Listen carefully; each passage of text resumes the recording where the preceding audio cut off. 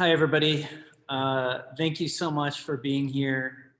My name is Jayy Ponteri, and I am the program head of the Low Residency Creative Writing Program. I'm going to paste a bunch of links into the chat. The links include information to the Hallie Ford Graduate School, to the Low Residency Creative Writing Program, but they also include links to Nightboat Books and Wave Poetry, these wonderful small presses who sell books by Cedar Sigo and Jayy Dodd. And I hope that you will go to these sites and you can check out people's books. I'll show you. Jayy Dodd's book. And then Cedar's books. And also Cedar Sigo did the land acknowledgement, and he read from this particular beautiful anthology edited by the United States Poet Laureate Joy Harjo. When the light of the world was subdued, our songs came through. All right. Thank you to the Collins Foundation for making this event possible. Thank you to the Hallie Ford School of Graduate Studies, community, and all the panelists who have been a part of such an amazing symposium. Vigorous snap clap. So great.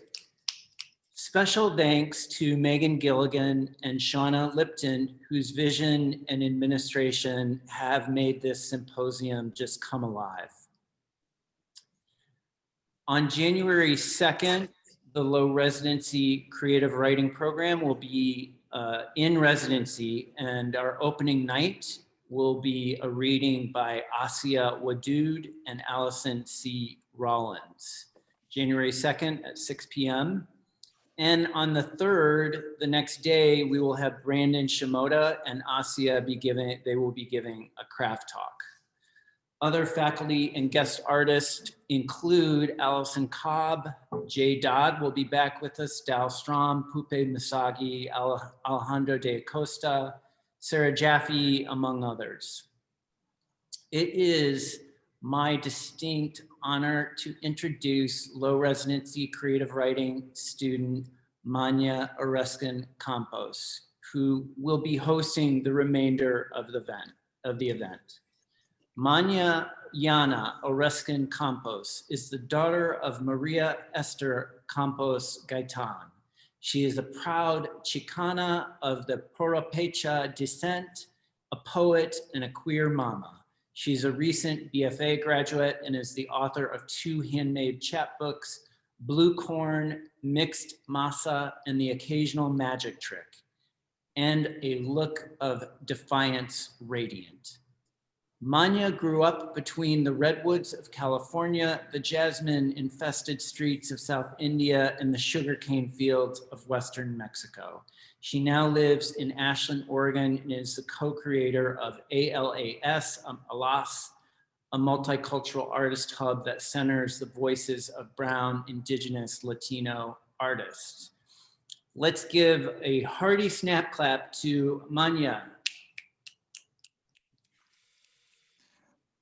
Thank you. Wow, Jay, thank you so much for this. And I just feel so honored to be among such amazing poets and here virtually. This is just beautiful. I've never done anything like this before. So it's really exciting. And I've really missed being part of readings since COVID. So this is just, I'm just beyond thrilled. So I'd like to begin just by having everyone, I've been, I guess, a lot of what has been on my mind lately, I've been connecting with a lot of Latinos in the area and talking a lot about our Indigenous roots and kind of empowering each other. And I felt really embraced by the Native community when I moved to Oregon.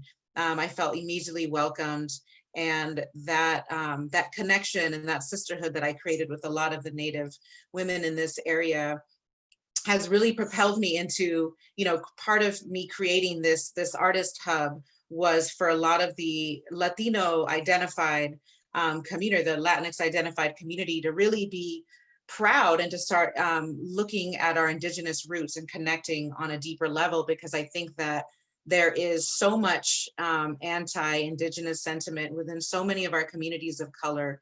And that has been something that's been really alive for me in many, many ways. And so this land acknowledgement that I'm going to share was written by a dear friend in this community. And she was kind of one of the ones that really helped me find this sense of empowerment in my indigenous identity. And I was always raised with a lot of that sentiment and a lot of those values. And I think I got a little bit away from it and started to relate more, or started to identify more with the part of me that the colonizer part. And then when I started to do a lot of deep work within myself with some of my Native sisters, just really regaining the sense of empowerment and pride in my indigenous culture and my family. So I'd like to welcome everyone to place your hand on your heart and to feel the beat of your heart, and to close your eyes if you're comfortable. And I just want to share this land and people acknowledgement. We humbly recognize that we are on the stolen land of the indigenous people of Oregon.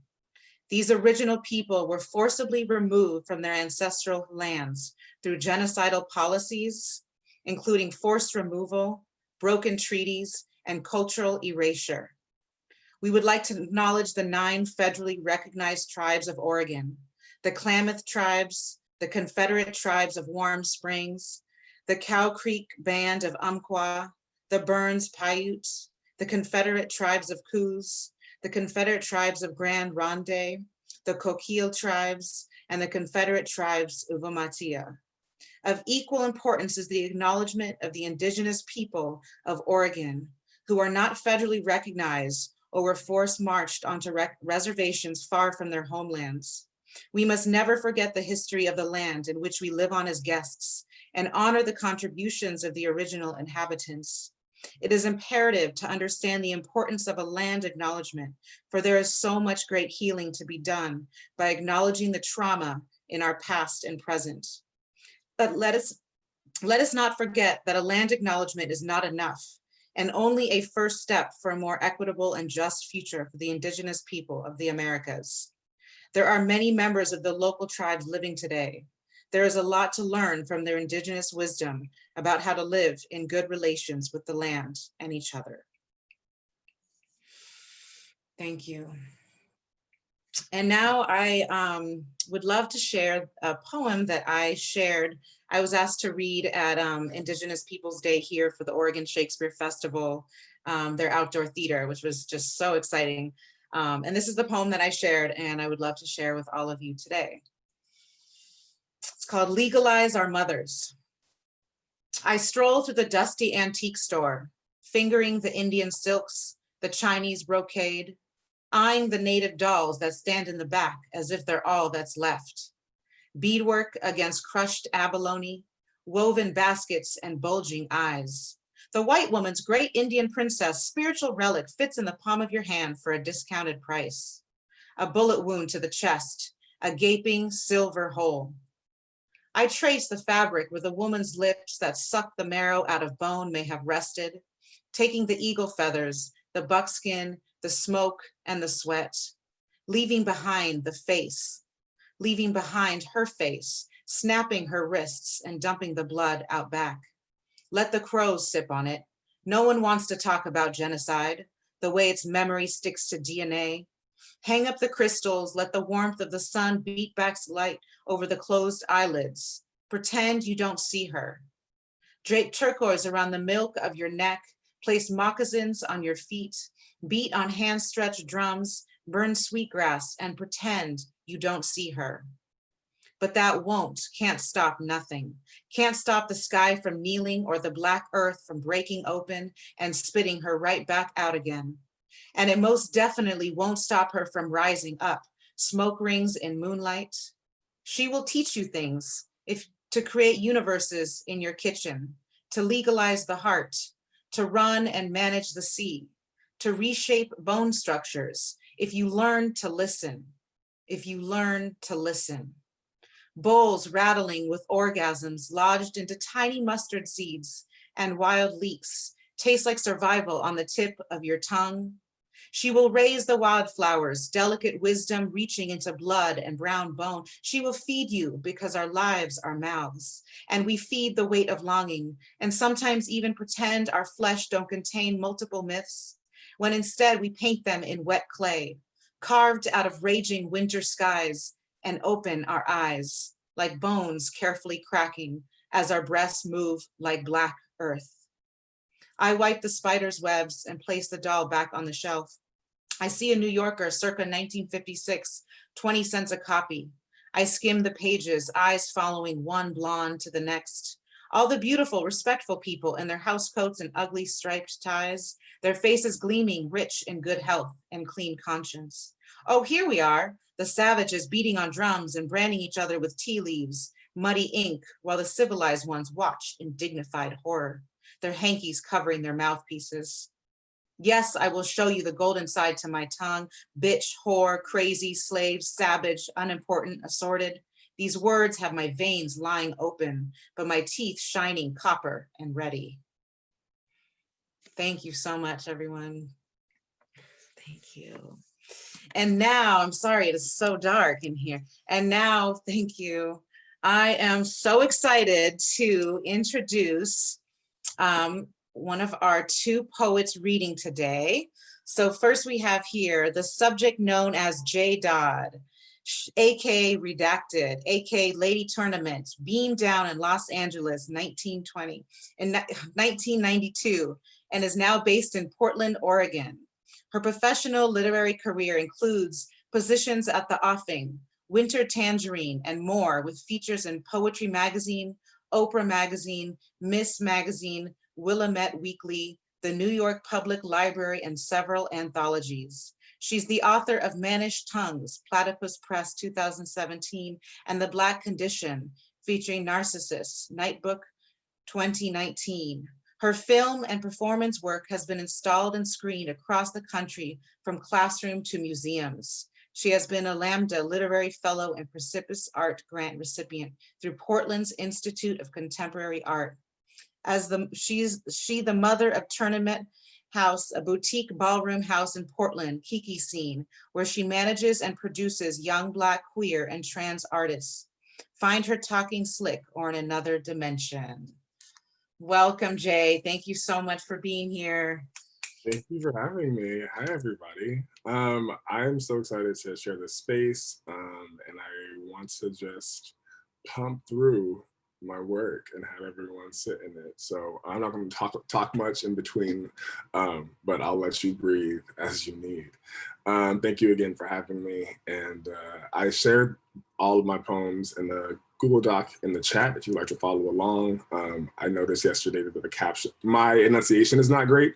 And so the captions yesterday were not the best. And so I wanted people to have access to these words as they are very important to me. Accessibility is important. These poems are all fairly new and will be in the world over the next 6 months. Beginner's astrology for anarchistic jurisdictions in a pandemic. They are a nation without sense. There is no discernment in them. Deuteronomy 32:28. The stars are further away. The flicker we see from them bend. The pin drops above the city are drones. From my driveway in North, I see at least 3 each night. I have to count them each night.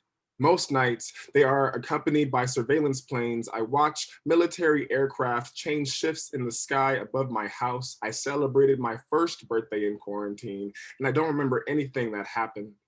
The moon cycles around the militant specks over the skyline. There have been riots blocks away. Brutalists escalate dissent with brutality. Brutalists escalate dissent of brutality with brutalism.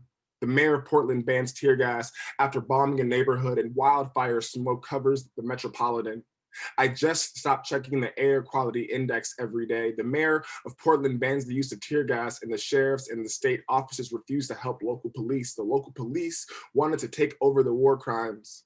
The smoke has cleared for now, and we can see stars again. I tattooed myself in the star on my thigh, upgraded my mask. My Saturn is returning. At the end of every month, I have to see which frequency the sadness is playing on. The hormone cocktail tunes in its own sense. Is it the rain drenching? Is it grief again? A shade of its own gift. This tender hit different. The night says, come hither, but the block stays viral. I miss the streets, but the armed and unmarked maneuver malicious in plain sight. I understand the use of the North Star. For a while, I could see her from my bed. 17 Days is a song by Prince, and there's an acoustic version that this poem is after. 17 Days, piano and a microphone, 1983. The second time this Sunday alone, Prince is invoked during a chess match. I spectate dejected. The main drag, the first time he's named, I pull the lover's card and my head is underwater, embarrassed. I wish every song that played when I came home late meant something special. I hear me counting the 17s on my bicep, on my thigh, on my décolletage. A wall separates us. 243 miles separate us. I worry my mouth separates. I worry my heart demands suffocation from the rain to feel filled. I hate my selfish breaths. Is that my echo? Give me the straighter one. I regret receiving any love personally. I still want everything now without resentment. Some people follow the charts religiously, but from an artistic standpoint, mass metrics are murder. Can I offer a massage in a non-flirtatious way? Who am I kidding? My favorite role is to play my lover's pain reliever. I am exposed by an angel behind a wall and it means nothing. I am adored by a devil 243 miles away. I almost forget what it felt like to be fawned over. I forget coffee can be made for me in the morning. We fit in the same shoes and doorways. I fit in the hand in the passenger seat. Proximity is a fetish I'm no longer shy about. A lust of brushed shoulders or inexplicable distance. Attention is the aforementioned vice. I've only quit drinking. I still need help finding the can opener right in front of me. On the red planet, I'm a fried catfish melting in the mouth of my imaginary lover. Can you turn the lights down? In this recurring dream, I wake in a loft far from here with whomever now fills the role of the warm body bound to mine. The lover changes with Venus's retrograde. I romance under her detriment. Turn the voice down. The quickest way to get me to talk is about the weather. All I ever said was it made me feel a way. Nationalism breeds the anxiety of local catastrophes. I feel like my homeland's fires are following me. Last night, the whole city was covered in smoke. I still smoke cigarettes despite the air. Close friends know about the tranquilizers in my purse. A cop finds a dead end and made contact. A cop finds a dead end and made eye contact. This is my first sober natural disaster, waking before dawn to greet a blood sun peering through ash. I'm getting out of town, see the breeze. Above, an unseeable entity vibrates the entire block. Sisyphus says relax. For those who don't know Sisyphus was cursed. This is a Greek myth. Was cursed to push up a rock to the top of a hill and it rolled down endlessly. And so that's a kind of hell, is being cursed to do this task on end forever. Sisyphus says relax. My daughter asks how to pronounce destruction. I teach her a dialect of weight. How can I tell my children not everything hurts? The truth is, I've woken up many a morning emptier than the night before and still heavy. I'll say my labor tumbles and decomposes to the root and detritus that made me. If this is the hill I am to die on, at least it'll be higher ground.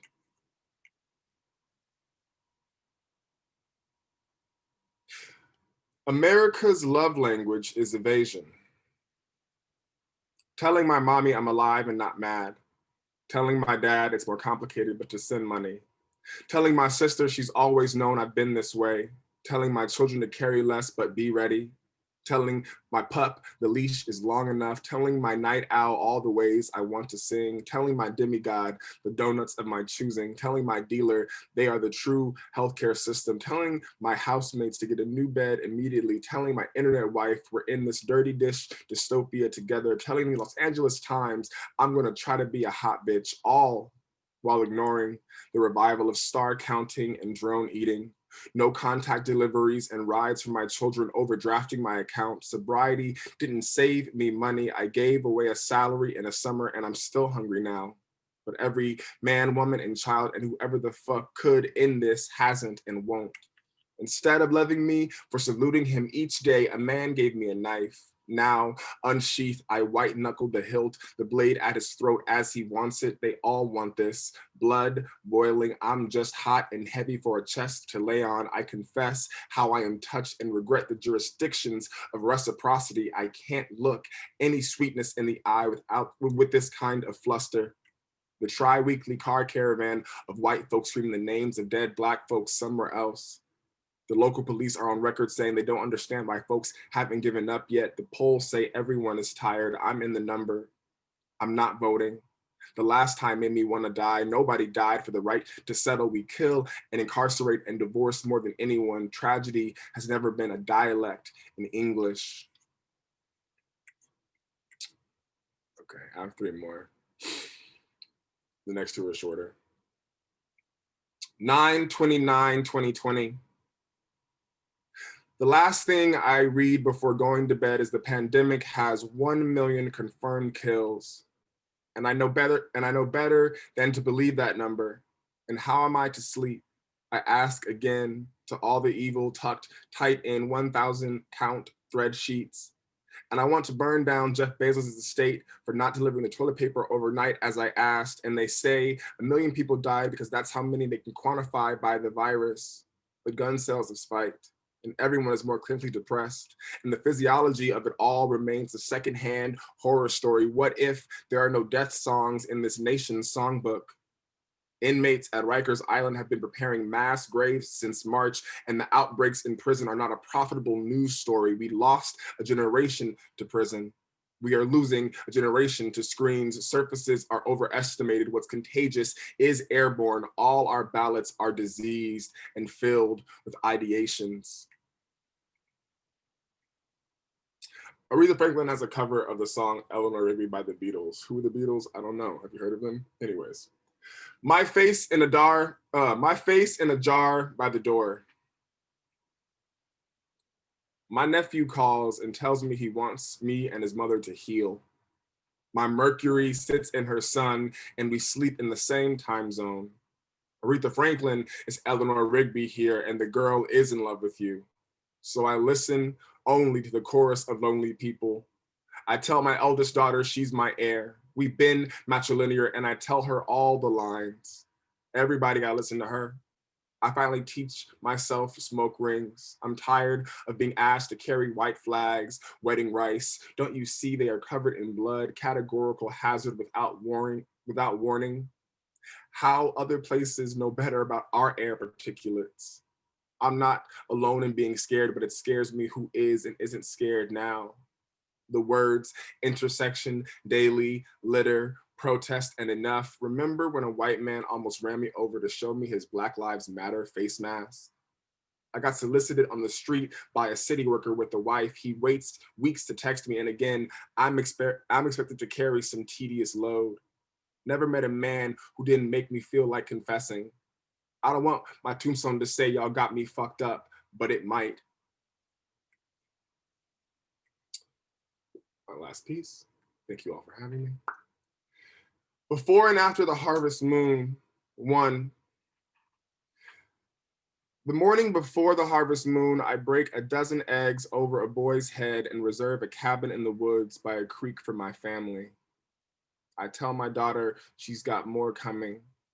The office of the president cannot condemn white supremacy because the entire house is that shade. Obama convinced Black people we deserve to die here.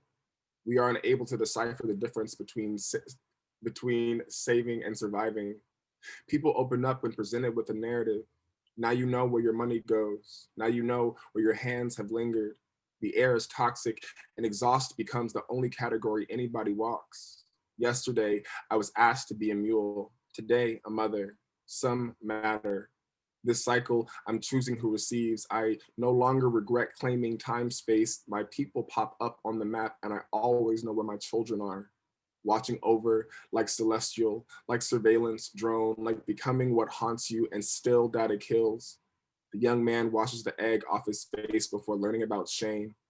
I condemn the despair of Black children. I condemn the immobility to integrate imagination. I already see my eldest daughter holstering high caliber weaponry in greater gravities. We survive by saving space-time for each other, and her mouth knows differently now. She points out my craving spike. She points out my craving spiking in the time of the month, and I used to suffer in the mirror alone. I don't believe in the superstition. Nothing is born cursed. Cursed things, cursed beings. I don't create a practice of breaking mirrors, but there has never been enough around me for me to be so careless. 2. As the moon entered her peak, I made my record available. To gesture forward through this tumultuous season, the moon reaches her fullness in the cardinal fire, only share a flick of unnamed blemish, hovering on duty. From what I can see atop the city, my friends don't talk about drones enough, and I'm scared I'm the only one who still sees them. The office of the president has tested positive for a virus that has killed over 1 million people. I feel like somebody owes me money for this. I had a bet on something like this timeline. The gamble, I'll be able to enjoy any of what I've built before I'm gone. I still have earnest men-shaped anxieties that follow me around the checkout. But this morning I pulled the death card on my middle frequency. My second daughter comes up to see me and we sit around and I feed her and the crows sushi and tell them about jellyfish that live forever and to imagine waking to deterioration.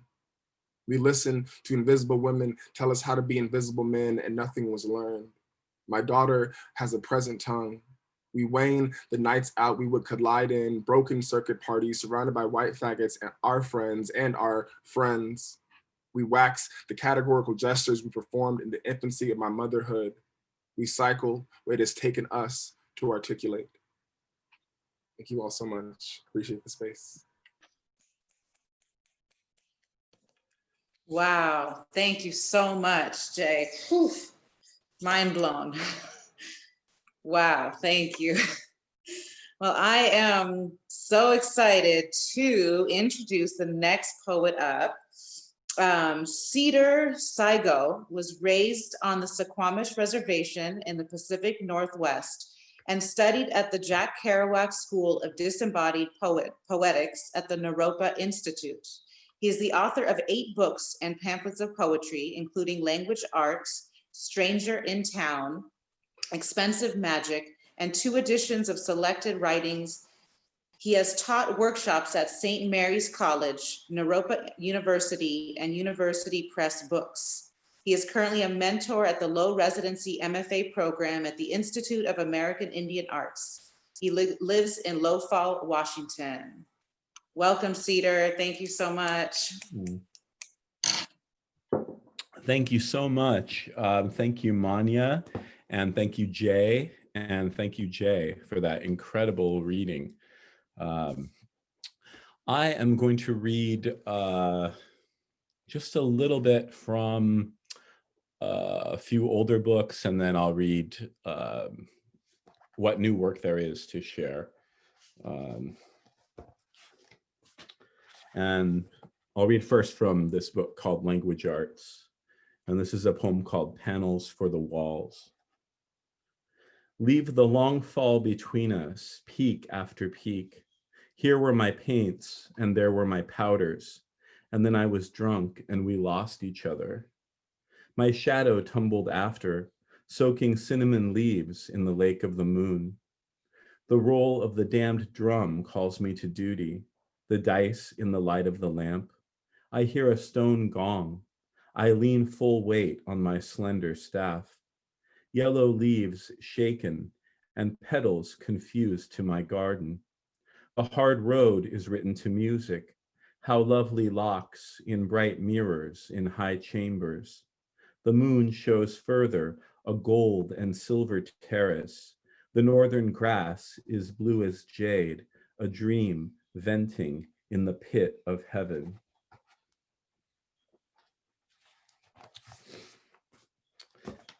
And as Manya mentioned, I'm a member of the Suquamish tribe. I live about 20 minutes from my reservation up here in Washington. And this next poem is called Things to Do in Suquamish. And I kind of jacked the form from the New York poet Ted Berrigan, who did a million Things to Do poems. He did Things to Do in New York City, Things to Do in Anne's Room, Things to Do on Speed. So there are all these variations. And I decided to just highlight the landscape of the reservation and that boundary. Things to do in Suquamish. Smoke salmon, call San Francisco, like totally, get driven to the terminal, escape, come back after dark and feed the horses, alfalfa, Timothy, oats, pick their hooves, visit the Suquamish Museum. The eyes of Chief Seattle are shut, his spirit to himself. Sepia tones, baskets, white hot rocks, cobalt trade beads. Say hi to all my cousins. Cul-de-sac. Hi, Josh. Hi, Jeremy. Drink Rainier beer. A red ribbon out, up, and over the peak. I confuse it with Mount Fuji. Walk back to Dad's room. He talks when he wants and smokes. Linger over his bookshelf. Moby Dick, Starling Street, all of Kurt Vonnegut. Try and write the serial killer light at night. See through green and black. Give up. Try prose.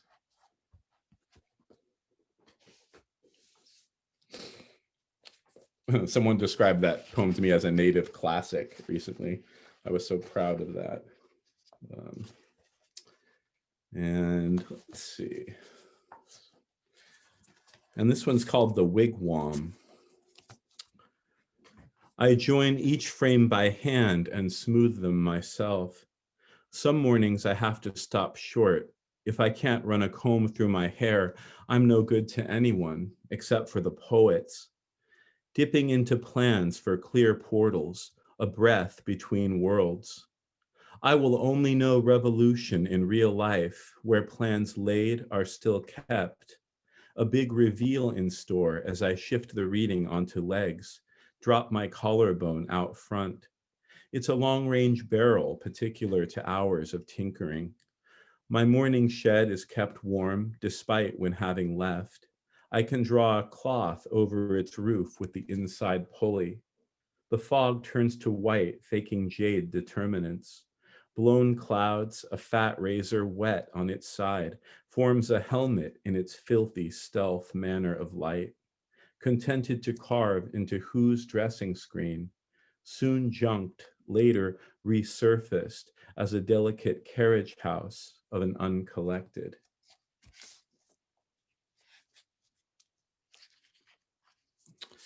And I wanted to read this poem. It's just part of a longer poem called Three Landscapes.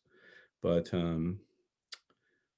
this is called In and Around Port Angeles, which is north of here, over the Hood Canal Bridge. Crescent was the lake, and Air Crest a motel, mind stuck at my sources. A flimsy strip of rooms painted spotless insides, a blossom curled to its drink in the glass jar. Fluid as past saviors and poet explorers, fill up with the shade of Miss Kids. Any rough land rises with light, a peeling red house, rotten wood trim. It felt empty from across the river. I was a giant bent at the waist with massive reach through lines of rain, combing knots from the fog, clear down through the pine. Tiny points of bloody lime ink rejoined every image, meaning light pressed the day long. Menacing cord, congested hall of mosses, bump and narrow bridge. I fell out alone and so solid, reciting my crystalline little head off in slick and banded verse. Oh, the air from the valve that burns which glyph. And I'll close with some newer work, a couple of poems for poets. This first poem is for the poet Joanne Kiger, who did a lot of like daily writing about the present moment in Northern California, Bolinas, California, to be exact. November 19th, 2016. 1. Poetry is the part that no one sees. Clip the flower, burn the brush, watch rain stream down the moon-viewing window. 6 drops fold together, then glimmer. Burn a stick of autumn leaves, crack the screen door, write longer, have beams shooting out and over the blessed, bountiful body. Do not revisit poems the next day. They have already rejoined the actual matter, daily music fallen back into the fabric. To acknowledge mastery would violate her flexibility, even further terms, the heat and shape of the mountain. 2. Bring the outside in, the gray continuous tangle of moss posing as a mandala, burning the sudden white tiny cracks in between, outside. And this one is a poem for the poet Kevin Killian, who was a longtime denizen of San Francisco, where I lived for many years. And he also wrote a pretty good biography of Jack Spicer. And he died probably like a year ago. It's called Cancel Culture, the Bardo, for KK. Last Supper in skateboard triptych, 99 billion cents with aching coral pink rubbed too hard over Paul's knockoff shoulder vest, a crippled offense. The one that is just Christ beheaded 100 times, Christ wandering out in Marfa, spacing at Beacon, trotted out again upon the ramparts. We walk happily, spreading the Jack Spicer gospel of endless Rainier drinking. When lights out begins the thrill of furniture moving above you at 2 a.m. I cry like a baby, as if reading sheltered language writing in empirical infancy. You're making millions of copies at work to offer us all a way back, past hallucinations, cabaret cards, degrees, back alley queer field of crosses, acres of VHS, the quilt, Anselm reading your favorite ghost town aloud at Double Happiness. I am tripping over the entirety, your own magic thrown back on Ed Dorn and Tom Clark. That is to say, naming names, and Cecilia recording, and me amiably hostage again, with nothing to do but stand behind you, eyes averted, mouthing back the words. Sometimes I think my death poems are the only ones that have any sustained narrative. This one's called Arsenal 4. Cinders in clotted smoke, stone of the war and its gleaming. Battle plans reduced to perfection. The floors reappear in silent symphonic gestures. A folded paper calico window hung with tiger skins knocking twice at night. Jerusalem red lamps worn more as a garland than her smear turning trampled door, breaking the fall. Scribbles under square jars, giants in long fits in hieroglyphics. The painters weaned on bent reed pens, drilled holes, blood ink of gorgons, violet sample of the sirens, hooked in delay over and under water, approaches replete, faint, bluish gray.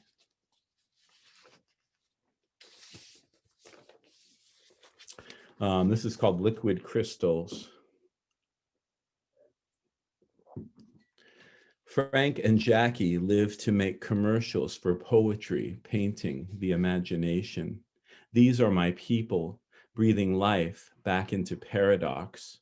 The men ride one another over the patrolled waters of the USS Ohio, or bringing an Uzi to an all-male orgy, good, clean fun. Starting work on a marble tunnel for submarines with lighthouse signal. French can-can over high demon table. In every storyboard, the house is split level, on fire in violet. The burn marks look clean to be accidental or abandoned to some cousin's attic.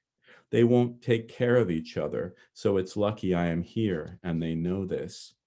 I have a tiny triangle-shaped burn over my left wrist, throbbing and swept aside in chronic dislocation.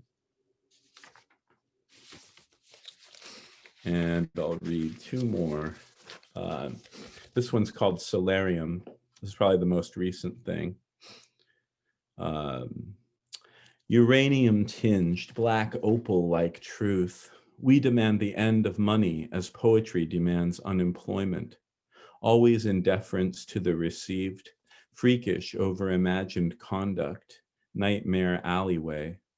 It's the signature tick, the demon guardian you must slide past with your tongue that morphs as you age. Sometimes writing is waiting for a panel of clouded glass to come clean.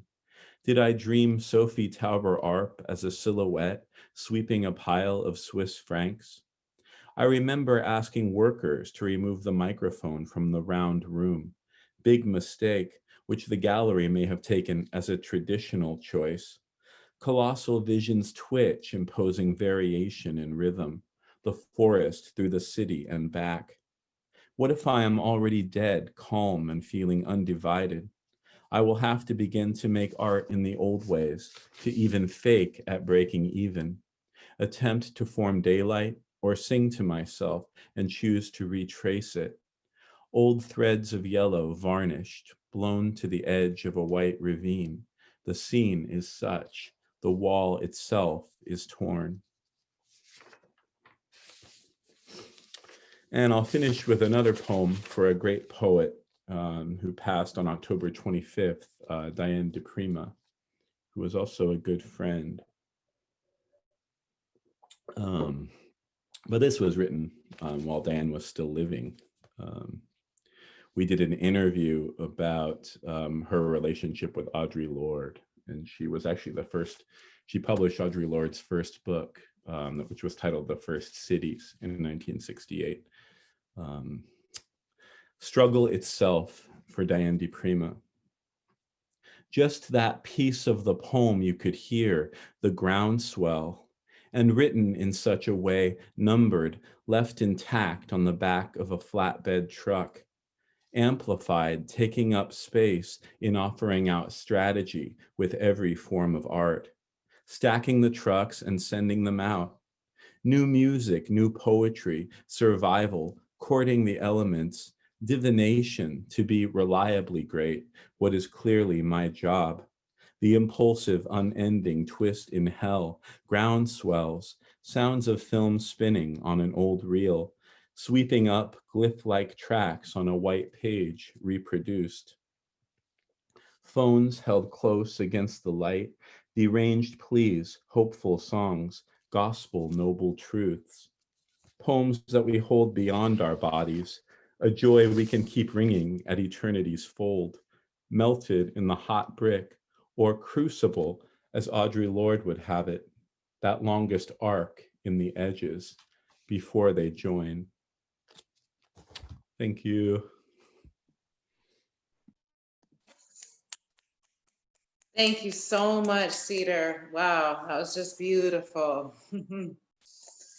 And it looks like we have time for questions. If there's anybody has any questions for either poet tonight. So we'll just look at the chat. Feel free to post your questions in the chat.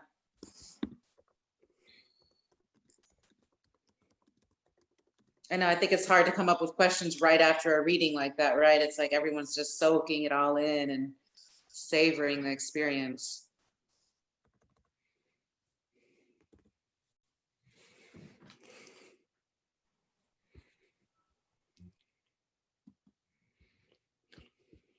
Oh, does it say 5 new messages? Okay.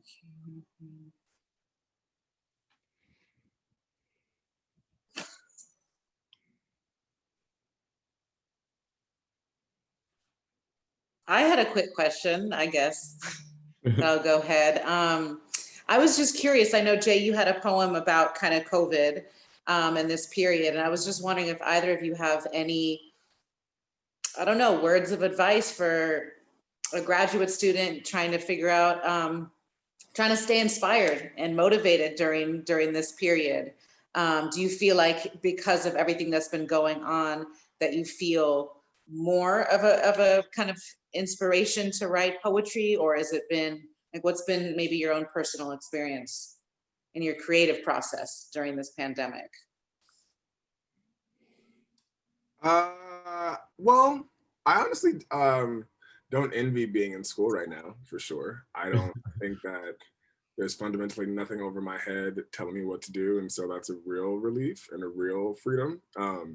And so, yeah, I think that because of that, I've not felt compelled or obligated to write in these ways. Also, a lot of the ways that I was feeling very early on around, like, you know, sort of loneliness and isolation, I wrote about in my last book. And so I didn't feel like I had to talk about them again in these ways. And so I feel like I did a lot of I've been working from home and sort of living a more like isolated life for a while now. And so I think that the pandemic didn't set me back in these ways, sort of like personally, but also like sort of emotionally and how I could process the world. And so, yeah, I didn't even write for the first 6 months of the pandemic. And then I had like a 2-week rush and then nothing. And I like don't feel compelled about it. I think that I don't take my work very preciously because there's always a present to be in and a tomorrow to work toward. And so anything that I feel I have created in any sort of complete way is now just in the ether, waiting to be received and made for and like made real for someone else. But yeah, so I haven't felt a lot of obligation to write. And what I have written, which is like everything I wrote today, I wrote in like a 2-week time a month ago, basically.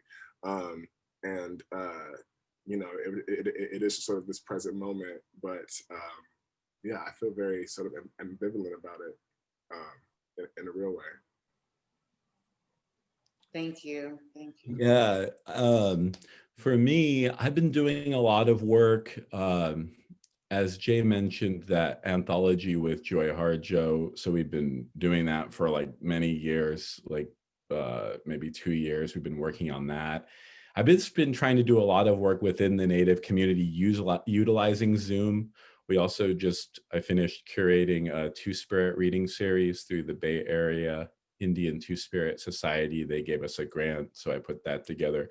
And then I also did a workshop recently at my Suquamish Museum with the great poet Margaret Randall. So I've been having some attempts to bring literally poetry to the reservation in ways that, you know, trying to use Zoom to do it. Initially, we were going to fly Margaret out and do it at the museum. And so, I don't know, just coming up with new strategies. It's the same thing when you're making a book, you know, you don't try to make a Xeroxed book look like letterpress, you know, you just have to deal with, you know, the technology of the moment and how to reach the most people, I think, or how to be very highly specific about the spaces we curate and just reach the right people, maybe not the most people.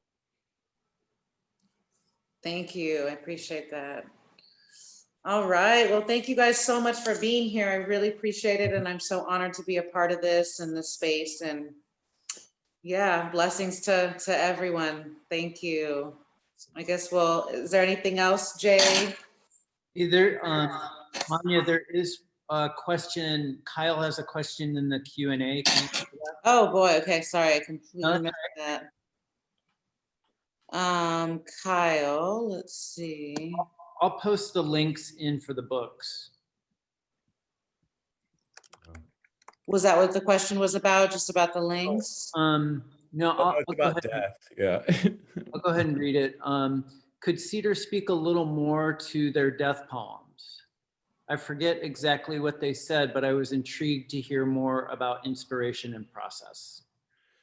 Yeah, like all my favorite poets are dying, or a lot of them. And so I find I'm writing poems in response to that experience. And then, but you know, a lot of my poems read like collage or sometimes like odds and ends. But when I'm dealing with the death of a friend, you know, memory and all of these sort of charges that are easier to ride as narrative present themselves. So it's less of a sculptural experience and maybe, yeah, more of a narrative just built on sentiment, really. So I think that's why my death poems could, you know, they have more connecting words perhaps too.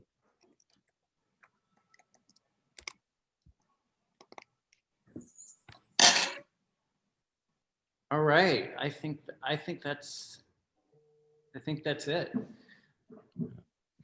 Thank you so much. This is so awesome. Well, let's give another hearty snap clap. Yeah.